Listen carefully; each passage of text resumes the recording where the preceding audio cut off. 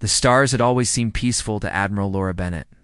She stood on the observation deck of her flagship, the Valiant, watching the gentle blue glow of New Eden below. The colony world was beautiful, covered in vast farmlands and small cities that sparkled like jewels in the night. 17 million people called this planet home. They had built something wonderful here, far from Earth, far from the crowded streets and polluted skies of the old world. Laura had served in the fleet for 32 years. She had gray streaks in her dark hair now, and lines around her eyes that had not been there when she started. But she had never seen real war. Humanity had been lucky. In 3 centuries of space travel, they had met dozens of alien species and fought none of them. There had been tensions, disagreements, even a few hostile encounters. But nothing that could be called war. Commander Daniel Ortiz walked up beside her with a cup of coffee in his hand. He was younger than Laura, maybe 40, with a calm face that rarely showed emotion. He had been her second in command for 5 years now, and she trusted him completely. "Beautiful night," he said. "It is," Laura replied. "The Harvest Festival starts tomorrow. Half my crew has requested shore leave."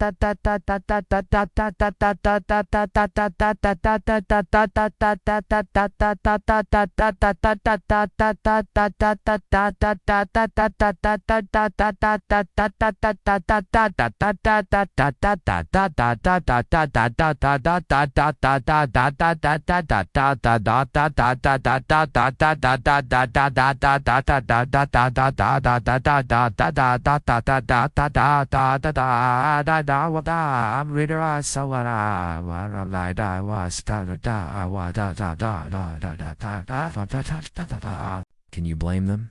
The food down there is supposed to be incredible this time of year.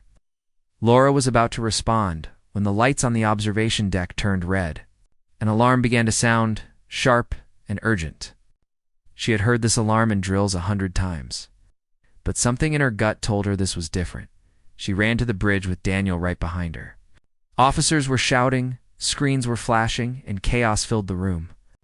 Lieutenant Kevin Park, the youngest officer on the bridge, looked up at her with fear in his eyes. "Admiral, we have multiple contacts dropping out of hyperspace. 40 ships. No, 60. The count keeps rising." Laura felt her heart freeze. "Identification? Velthary signatures, Admiral. They are not responding to hails. The Velthary." Laura knew them by reputation. Insectoid creatures with hard shells and cold eyes, ruled by a rigid hierarchy that valued expansion above all else. They had conquered 6 species in their history, absorbing them into their dominion as worker castes. Humanity had always kept a respectful distance from them. Why are they here?" Daniel asked, but no one had an answer. The answer came moments later when the first plasma bolts struck the planet below. Laura watched in horror as bright flashes of light appeared across New Eden's surface. Each flash was a city. Each flash was thousands of lives ending in an instant. "They are bombarding the colony," Kevin said, his voice breaking. "They are hitting civilian centers." Laura grabbed the communications console. "All ships, this is Admiral Bennett. Raise shields and form defensive positions. Protect the evacuation routes." But there was no time for evacuation. The Velthary fleet numbered over 100 ships now, and more kept arriving. They moved with perfect coordination, surrounding the human vessels like predators circling wounded prey. The battle lasted 2 hours. Laura watched her fleet die around her. The Valiant took hit after hit, her shields failing, her hull breaking apart. Good men and women, people she had known for years, vanished in explosions of fire and metal. Commander Ortiz pulled her away from a collapsing bulkhead, saving her life even as blood ran down his own face from a wound on his forehead. "We have to retreat," he shouted over the noise. "There's nothing more we can do here." Laura wanted to argue. She wanted to stay and fight until her last breath. But she looked at the tactical display and saw the truth. Half her fleet was gone. New Eden was burning. If she stayed, she would lose everyone, and no one would survive to tell Earth what had happened. "All remaining ships," she said into the communicator, her voice hollow, "execute emergency jump. Regroup at Rally Point 7. The Valiant's engines screamed as they tore a hole in space and fled. Through the rear cameras, Laura watched New Eden grow smaller. Watched the Velthury ships continue their bombardment. Watched everything she had sworn to protect turn to ash. They emerged from hyperspace 3 days later, limping toward the nearest human outpost. Of the 47 ships that had formed the New Eden Defense Fleet, only 19 remained. Laura sat in her quarters, alone, staring at the casualty reports. 17 million civilians on the surface. 28,000 naval personnel in orbit, gone in a single night, without warning, without reason. She recorded a message for Earth. Her face was bruised, her uniform torn, and her eyes held a darkness that had not been there before. "This is Admiral Laura Bennett of the Colonial Defense Fleet. On standard date 2847.156. The Velthury Dominion launched an unprovoked attack on the human colony of New Eden. The colony has been destroyed. I have confirmed reports that 2 other colonies, Haven's Rest and Prosperity Station, were hit simultaneously. Total civilian casualties are estimated at 43 million. We received no declaration of war, no demands, no communication of any kind. The Velthury simply came and killed. I am requesting immediate reinforcement and awaiting orders. Bennett out." She sent the message and sat back in her chair. Her hands were shaking. She had trained her whole life for a battle that she hoped would never come, and when it finally arrived, she had lost. She had failed the people who trusted her to keep them safe. On Earth, Secretary General Marcus Cole received the message at 3 in the morning. He was 61 years old, a former diplomat who had spent his career building bridges between species. He believed in peace, in negotiation, in the fundamental goodness of intelligent beings. He watched the footage from New Eden, the thermal scans showing millions of heat signatures disappearing in waves, and something inside him changed forever. He called an emergency meeting of the Security Council. The faces around the table were pale with shock. Defense Minister Samuel Price kept shaking his head, unable to believe what he was seeing. Ambassador Patricia Reyes, humanity's voice to the galactic community, had tears running down her cheeks. "Why?" she whispered. "Why would they do this?" No one had an answer. The Velthury had given no reason because they did not believe humans deserved one. To them, humanity was simply an obstacle. A young species growing too fast, taking up space that the Dominion wanted. The solution was simple. Remove the obstacle. Burn their worlds. Break their spirit. Add the survivors to the labor castes, if any remained. Marcus Cole looked around the table at his advisors, his friends, his fellow leaders of humanity. They were waiting for him to say something, to offer hope, to provide a path forward. "We will mourn our dead," he said quietly. "We will honor their memory, and then we will make sure this never happens again. Whatever it takes, whatever it costs. The Velthury have made their choice. Now we will make ours." The room was silent. Outside the windows, the sun was rising over Earth, painting the sky in shades of red and gold. It was beautiful, but none of them could see the beauty anymore. They could only see the burning skies of New Eden and the darkness that had come to claim humanity's future. The war had begun. Ambassador Patricia Reyes had never felt so small.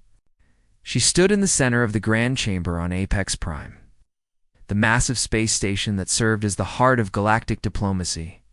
The chamber was enormous, designed to make every species feel equally insignificant before the collective wisdom of the galactic concord. 47 platforms rose in a spiral around her, each holding representatives from a different spacefaring civilization. She was 54 years old, a career diplomat who had spent 20 years learning the languages, customs, and politics of alien species. She had believed in the Concord. She had believed that civilization meant something, that intelligent beings would stand together against cruelty and injustice. Now she was here to test that belief. Honored representatives, she began, her voice amplified to reach every corner of the chamber. I come before you in humanity's darkest hour. 7 days ago, the Velthari Dominion attacked 3 human colony worlds without provocation, without warning, and without mercy. 43 million of my people are dead. Entire cities were burned from orbit. Children were vaporized in their beds. Families were erased in seconds. She activated the holographic display behind her. Images filled the chamber. Burning cities. Ships exploding. Thermal scans showing the moment millions of lives ended.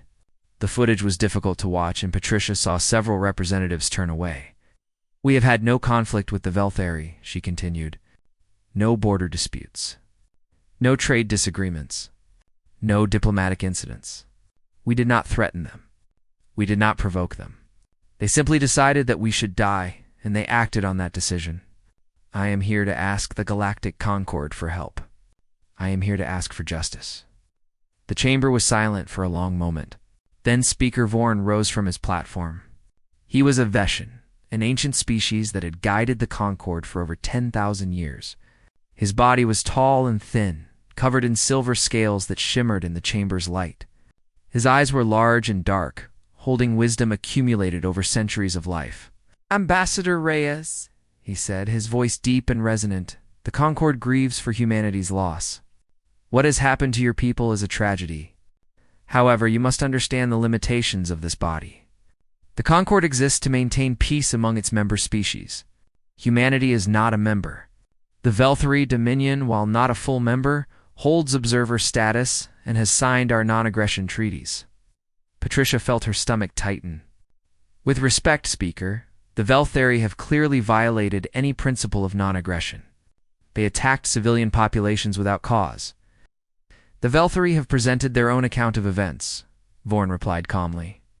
High Arbiter Zixthal claims that human expansion posed a direct threat to Dominion security. He states that the attack was a preemptive defensive action.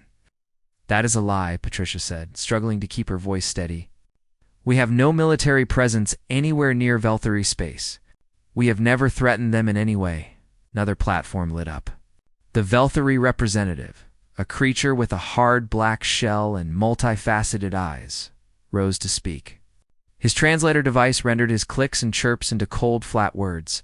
Humanity spreads like a disease. Your population doubles every century. Your colonies multiply without end. The Dominion acted to protect itself from future aggression. We will not apologize for ensuring our survival. Patricia wanted to scream. She wanted to grab the Velthari representative and shake him, to make him understand what his people had done. But she was a diplomat.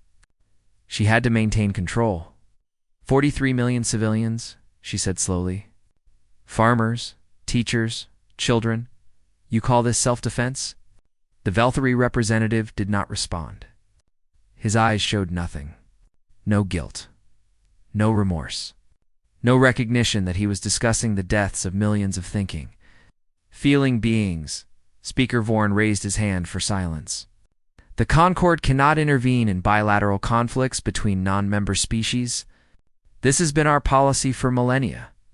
If we made exceptions, we would be drawn into every war, every dispute, every act of violence across the galaxy. The stability of the Concord depends on clear boundaries. Patricia looked around the chamber, searching for any sign of support. Some representatives avoided her gaze. Others watched with what might have been sympathy but offered nothing more. A few seemed almost bored, as if the deaths of 43 million humans were merely an inconvenience in their diplomatic schedule. So humanity stands alone, she said quietly. Humanity may apply for membership in the Concord, Vorn replied. The process takes approximately 30 standard years. Once accepted, you would be entitled to collective defense provisions. 30 years. The Velthari could exterminate humanity 10 times over in 30 years.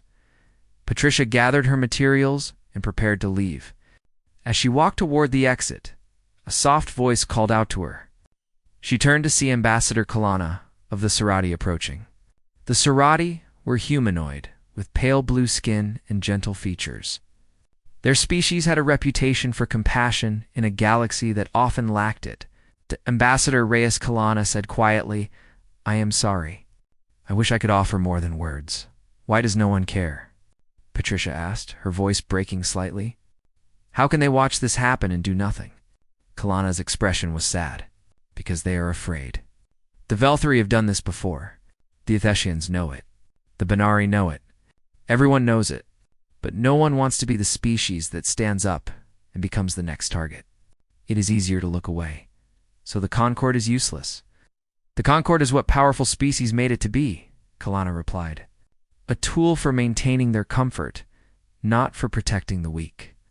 "I am sorry, Ambassador, truly." Patricia returned to Earth with nothing but empty sympathy and hollow promises.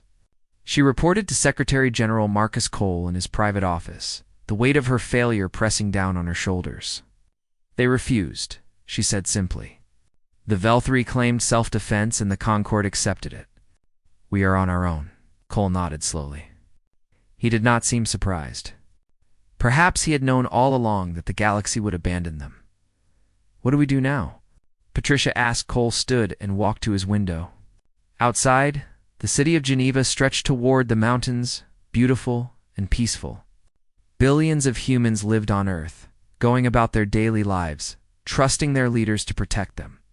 "We do what we have always done," Cole said. "We survive." Humanity did not conquer disease, famine, and our own worst instincts by relying on others. We did it ourselves, and we will do it again. He turned to face her, and Patricia saw something new in his eyes. Not despair, not fear. Something harder, something colder. "I am activating protocols that were created decades ago for a situation exactly like this. The military will begin preparations immediately. The Velthari believe they have defeated us. They believe we will beg for mercy or surrender quietly. They are wrong." Patricia thought of the bodies on New Eden, the children who never had a chance to grow up, the families who were erased in fire. She thought of the Velthari representative, his cold eyes showing nothing as he justified genocide. "What are we going to do?" she asked. Cole's voice was quiet but firm. "We are going to make them regret ever learning our name." Outside, the sun continued to shine on Earth, warm and golden.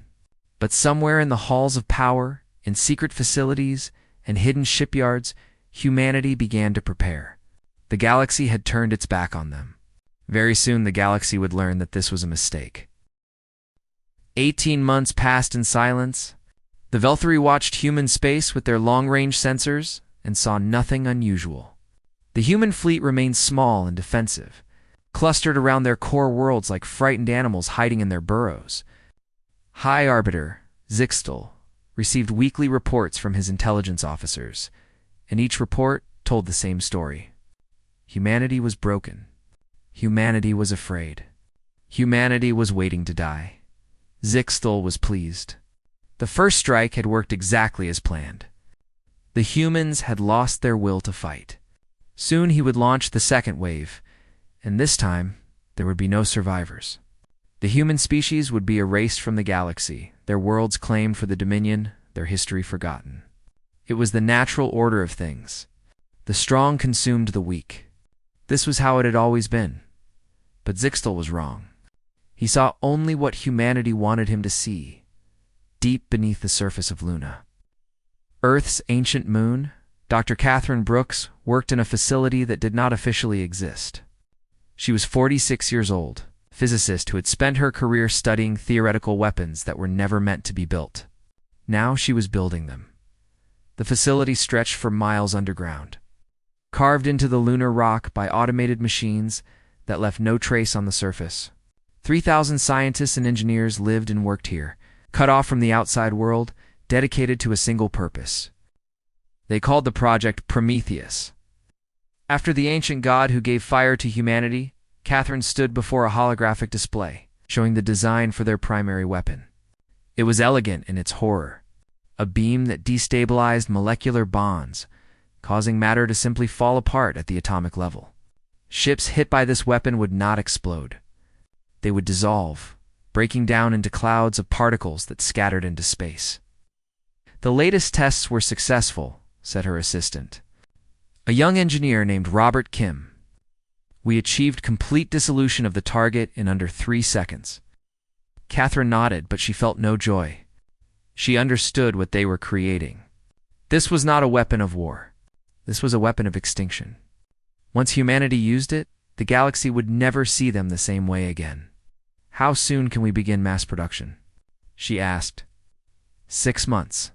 "The Secretary General wants all vessels retrofitted before we move." 6 months. Catherine looked at the weapon design again.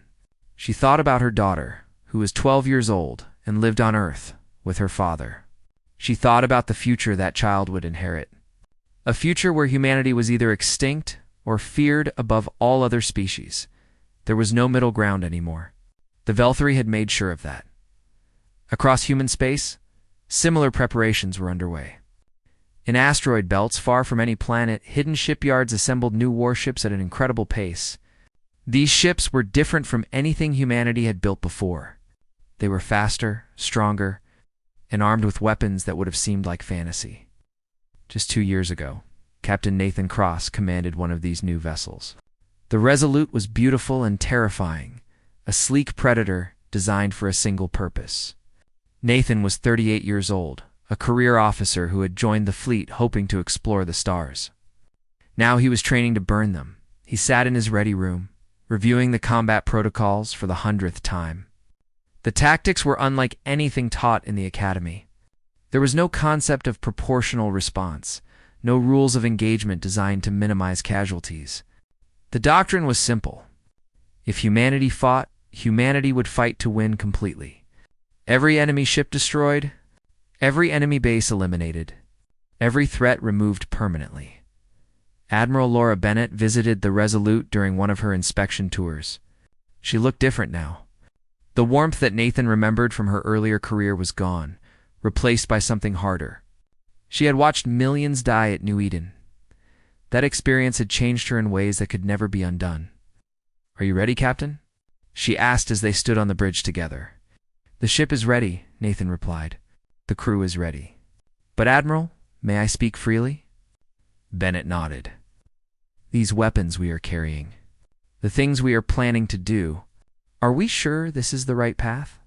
Once we use these weapons, there is no going back. The galaxy will see us as monsters." Bennett was quiet for a long moment. When she spoke, her voice was soft but steady. "I stood on my bridge and watched 17 million people burn. I gave the order to retreat because staying meant losing everyone. I left those people to die, Nathan. Every night I see their faces.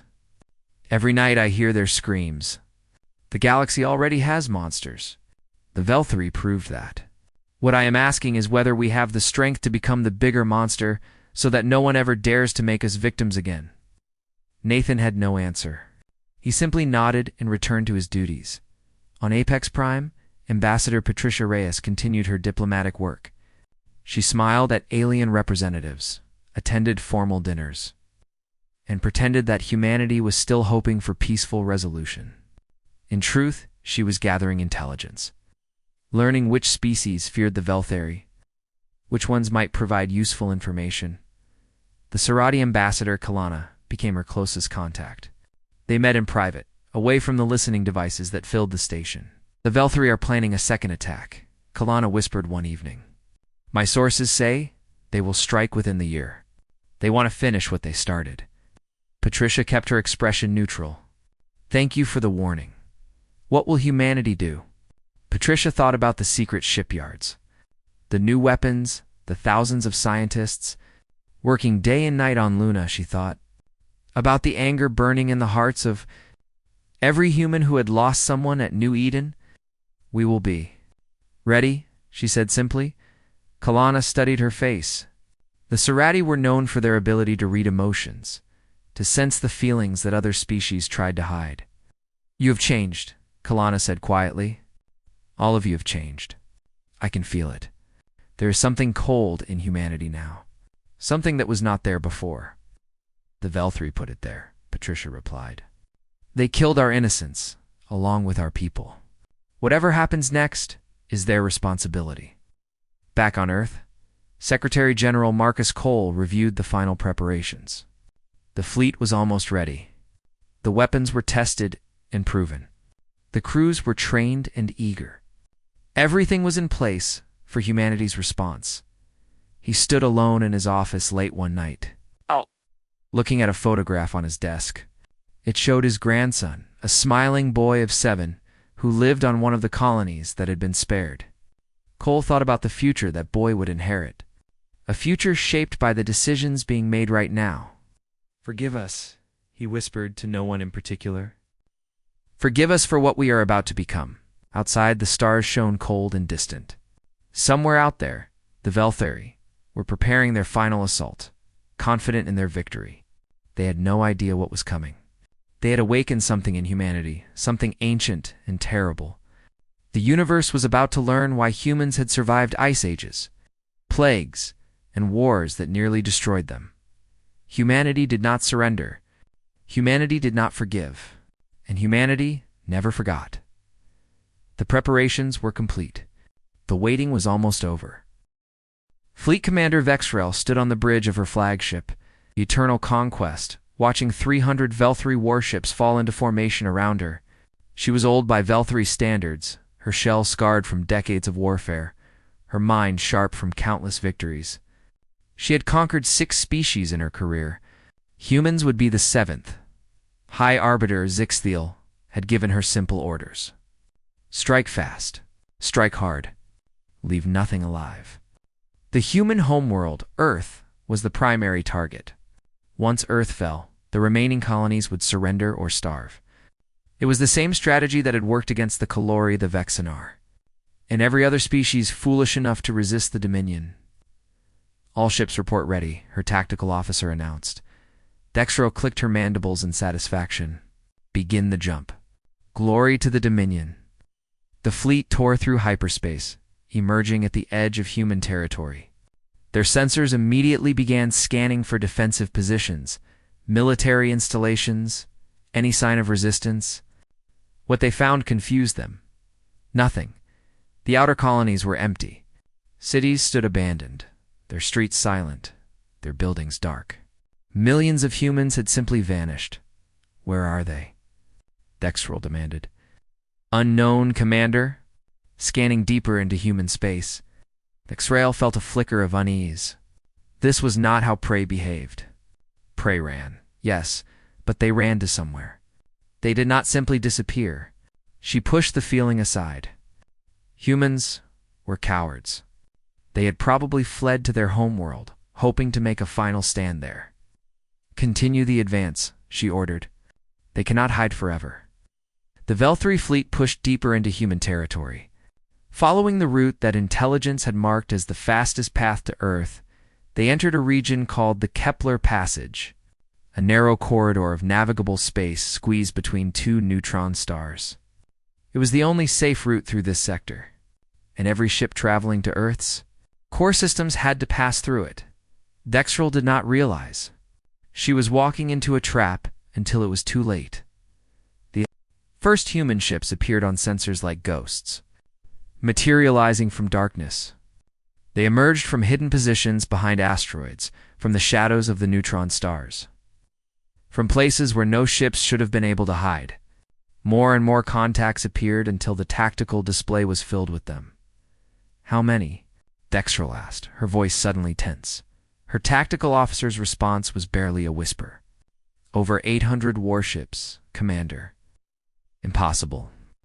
Human intelligence had confirmed fewer than 200 combat vessels. Where had these ships come from? How had they hidden their construction from Velthari spies? Admiral Laura Bennett's voice crackled over an open channel, broadcast to every Velthari ship simultaneously. Fleet Commander Dextrol. 18 months ago, your people attacked our colonies without warning. You killed 43 million civilians. You burned our cities. You murdered our children. The Galactic Concord did nothing. The universe did nothing. So we prepared our own response. You wanted war with humanity. Now you have it. Dextrol recovered quickly. Numbers alone did not win battles. Her crews were veterans. Her ships were proven in combat. Humans were still young, still inexperienced. All ships attack formation. Destroy them all. The battle began with familiar weapons. Plasma bolts crossed the void between fleets. Missiles streaked toward their targets. Fighters launched from carrier bays and engaged in swirling dogfights. For the first few minutes, it seemed like any other space battle. Then Captain Nathan Cross activated the Cascade Lance. The weapon fired without sound, a beam of pale light that seemed almost gentle. It struck a Velthri cruiser on the port flank, and for a moment, nothing happened. Then the cruiser began to dissolve. Its hull rippled like water, then came apart in waves, breaking down into clouds of particles that scattered into the void. The ship did not explode. It simply ceased to exist. Across the Velthri fleet, panic erupted. Crews watched their sister ships vanish, not destroyed but unmade, erased from reality by weapons they could not understand. The psychological impact was immediate and devastating. These were veteran warriors who had faced death many times, but they had never seen anything like this. What weapon is that? Dextrel screamed at her officers. How do we defend against it? No one had an answer. The Cascade Lances fired again and again, each beam claiming another Velthri vessel. Ships tried to evade, but the beams tracked them with perfect accuracy. Shields meant nothing. Armor meant nothing. One touch from that pale light, and matter itself forgot how to exist. The human fleet advanced in perfect formation, their fire coordinated, their movements precise. Every ship knew its role. Every captain executed their orders without hesitation. 18 months of preparation had turned humanity's navy into a single, devastating weapon. Dextrel ordered a retreat. Her proud fleet, the force that was supposed to exterminate humanity, turned and ran. But the humans had planned for this, too. Fresh squadrons appeared behind the Velthri, cutting off their escape routes. There was nowhere to go. No safe harbor. No rescue coming. The battle lasted 6 hours.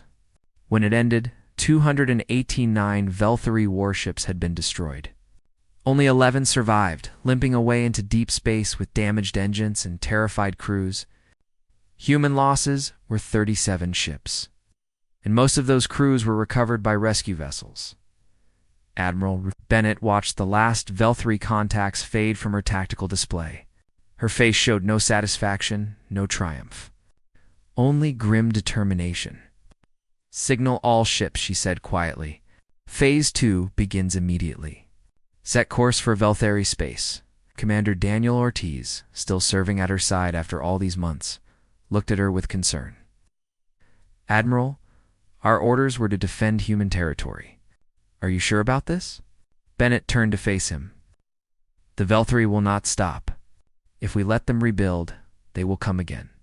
Zixel will gather new ships, breed new soldiers, and try again in 10 years or 20. We cannot live under that threat forever. We have to end this, completely." The human fleet did not pause to celebrate. They did not stop to count their dead. They jumped immediately toward Velthri space, hunting the broken survivors. Following the trail of damaged ships back to their source, High Arbiter Zixthel received word of the disaster within hours. He stood in his throne room, surrounded by advisors who could not meet his eyes. The fleet that was supposed to destroy humanity had been annihilated. Worse, the humans were coming. They were not waiting. They were not negotiating. They were coming to finish what the Velthri had started. "How long until they reach our borders?" he asked. 3 days, High Arbiter. 3 days. He had 3 days to prepare defenses against an enemy that had just proven they could not be stopped. 3 days to save his species from the consequences of his own decisions. For the first time in his long life, Zixel felt something he had never experienced before. Fear. True, absolute, paralyzing fear. The prey had become the predator, and the predator did not know how to run. The humans were coming, and they were bringing hell with them. The human fleet arrived at Velthar Prime on a clear morning. 12 billion Velthari looked up at their sky and saw it filled with alien warships. The vessels hung in orbit like a crown of thorns around their world, silent and patient. waiting for orders that would decide the fate of an entire civilization. High Arbiter Zixtal had tried everything. He had pulled ships from every corner of the Dominion, stripped defenses from colonies and outposts, gathered every weapon his species possessed. It was not enough. The human fleet outnumbered his remaining forces 3-1, and after what had happened at Kepler Passage, his crews were too afraid to fight. He opened a communication channel to the human flagship. His voice carried none of the arrogance it had held 18 months ago. "Admiral Bennett, I am prepared to negotiate. The Dominion will return your conquered colonies. We will pay reparations. We will sign any treaty you desire. Name your terms." Admiral Laura Bennett's face appeared on his screen. She looked tired. There were dark circles under her eyes and new lines on her face, but her voice was steady and cold. "Arbiter, 18 months ago, I sent a message to your government requesting an explanation for your attack. You did not respond. I asked the Galactic Concord for help. They did nothing. Your representative called us a disease that needed to be eliminated. Now you want to negotiate?" "I was wrong," Zixtal said quickly. "We underestimated your species. We made a terrible mistake. But surely you do not want more death. Surely we can find a peaceful solution." Bennett was quiet for a long moment. When she spoke, her words were measured and final. "The time for peaceful solutions was before you burned. New Eden, before you killed 17 million people on that world alone. Before you murdered 43 million humans who had done nothing to threaten you. You started this war, High Arbiter. We are going to finish it." The channel closed. Zixtal stared at the blank screen, realizing for the first time that there would be no escape. No deal, no mercy. Humanity had come to deliver a message written in fire. The bombardment began an hour later. Human ships targeted every military base on Velthar Prime, every weapons factory, every shipyard, every government building. The Cascade Lances were not used on the planet's surface. Instead, conventional weapons rained down from orbit, precise and devastating. The civilian population was not targeted. Admiral Bennett had given strict orders about this. Homes were spared. Hospitals were spared. Schools were spared. But everything that allowed the Velthari to make war was systematically destroyed. By nightfall, the capital city's military district was a smoking crater. By morning, the Dominion's industrial capacity had ceased to exist. The same scene repeated across 6 other major Velthari worlds. Human strike forces hit them simultaneously, overwhelming local defenses, destroying military and industrial targets with surgical precision. The Velthari Dominion, which had terrorized a dozen species across thousands of years, was dismantled in a single week. On Apex Prime, the Galactic Concord watched in stunned silence. Representatives who had dismissed humanity as a minor species now stared at their screens in disbelief. The young species from the unremarkable yellow star had done something unprecedented. They had not just defeated a major power, they had erased its ability to threaten anyone ever again. Speaker Vorn called an emergency session. The Grand Chamber was tense with fear and confusion. Several species demanded that humanity be condemned for their aggression. Others argued that the Velthari had brought this upon themselves.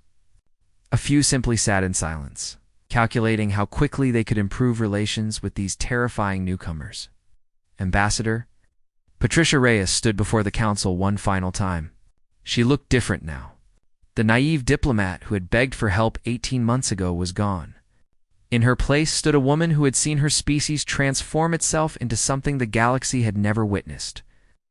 "Honored representatives," she began, "I came before this council once before, asking for justice. You offered sympathy, but no action. You expressed concern, but no commitment.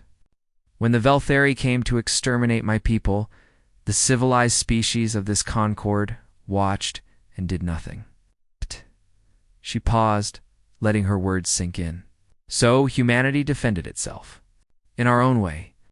By our own standards. We did not ask permission. We did not seek approval.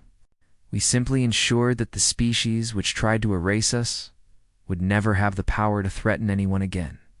The Velthari representative's platform was empty. Their delegation had fled the station days ago, fearing human retribution. Let this serve as notice to every species in this chamber, Patricia continued. Humanity does not seek conflict. We do not desire conquest. We want only to live in peace, to explore the stars, to build a future for our children. But we will not accept extinction quietly. We will not go gently into the darkness. Her voice hardened. Any species that attacks human civilians, any species that attempts to erase human culture, any species that believes we are prey to be hunted, they will receive the same answer the Velthari received. Not proportional response. Not measured retaliation. Complete and permanent removal of the ability to threaten us ever again. The chamber was absolutely silent. 46 species looked at the human ambassador and saw something they had never noticed before. Behind the small bodies and soft skin, behind the short lifespans and young civilization, there was something ancient. Something that had clawed its way up from the mud of a harsh world, surviving ice and fire and countless disasters. Something that refused to die.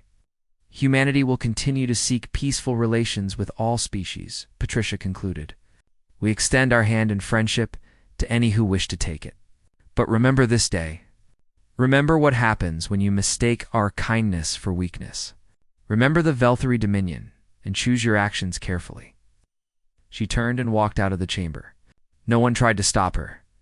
Secretary General Marcus Cole addressed the human population that evening. His broadcast reached every colony, every ship, every settlement where humans lived. The war is over, he said. The Velthari Dominion has been neutralized. They will never threaten us again. But this victory came at a cost. We have become something different than we were before. Something harder. Something that I hope we will not remain forever. He paused, gathering his thoughts. We will rebuild the colonies we lost. We will honor the dead. We will return to the peaceful exploration that brought us to the stars in the first place. But we will never forget the lesson we learned. The universe is not kind. Survival is not guaranteed. It belongs to those willing to fight for it. In the months that followed, everything changed. Species that had ignored humanity now sent ambassadors seeking alliance. Trade offers arrived daily. The Sarati, the Banari, the Chorus of Kel. All the smaller species who had lived in fear of Velthari expansion now looked to humanity as a protector. The Velthari were eventually allowed to rebuild their civilian infrastructure. They recovered slowly, a shadow of their former power. But no Velthari ship ever crossed into human space again. The memory of what had happened was burned into their collective consciousness forever. Admiral Laura Bennett retired to New Eden, which was slowly being restored. She built a small house on a hill overlooking the valley where the first colony had stood. She planted a garden in the ashes, watching new life push up through the soil where millions had died. Sometimes she looked up at the stars and wondered if what they had done was right. She never found an answer that satisfied her completely. War never provided clean answers. Only survivors and the dead, but humanity endured. They spread further across the galaxy, building new colonies, making new friends, creating a future that the Velthari had tried to deny them. And whenever a new species looked at humans and saw something small and weak, the older species would shake their heads and warn them. Do not provoke the humans. Do not threaten their children. Do not mistake their smiles for submission, because when humanity went to war, they did not fight to win battles. They fought to end wars permanently, and the galaxy never forgot.